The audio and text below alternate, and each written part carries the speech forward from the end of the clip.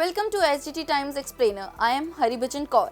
Today we will be discussing what the most recent study of household consumption expenditure reveals. In 2022-23, rural Indians spent an average of Rs 3,773 per month on consumption, while urban Indians spent Rs 6,459. According to a nationwide study of household spending patterns conducted by the Ministry of Statistics and Program Implementation's National Sample Survey Office. Consumers in rural India spent around 46% of their income on food compared to 39% in metropolitan regions. Other expenditures include healthcare, education, housing, clothes, and transportation. For the first time in rural India, food spending has gone below 50%.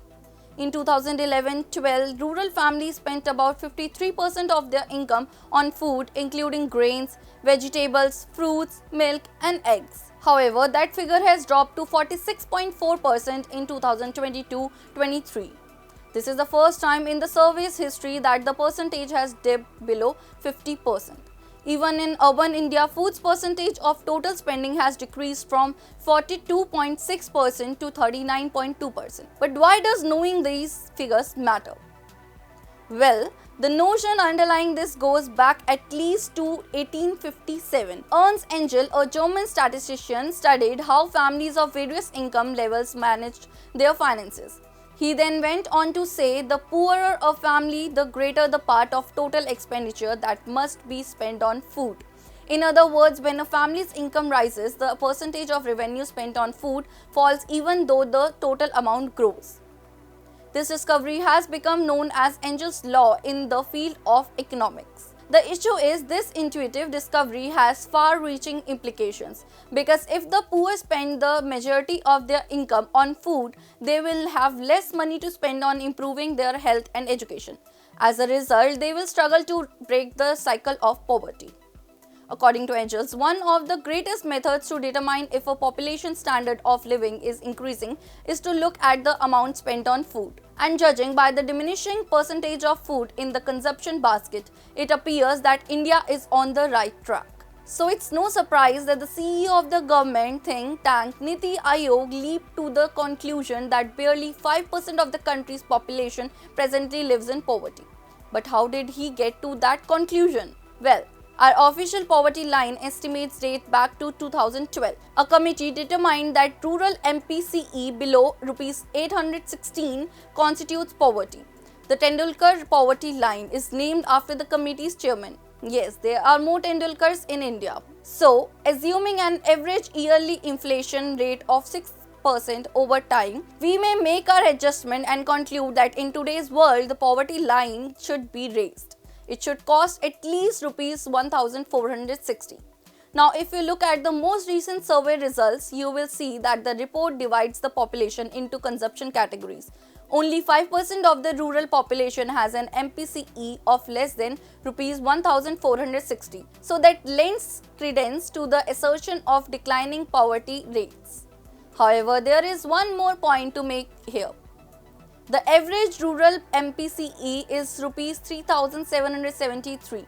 However, averages can be biased. For example, 5% of rural residents had an MPCE exceeding Rs 10,500.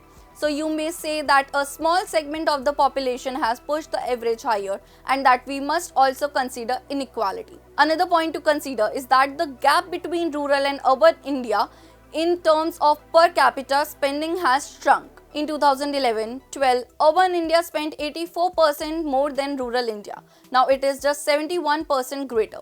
That implies rural India is rapidly catching up. Why would this be happening?